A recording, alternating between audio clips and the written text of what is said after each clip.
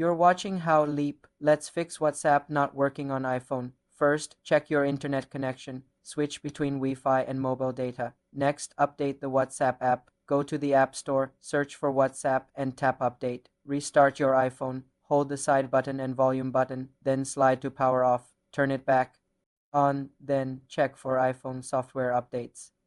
Go to Settings, General, Software Update. Install any available updates. Clear the app cache by offloading. Go to Settings, General, iPhone Storage. Find WhatsApp, tap it, then select Offload App. Reinstall it from the App Store. Check your date and time settings. Go to Settings, General, Date and Time, and ensure Set Automatically is on.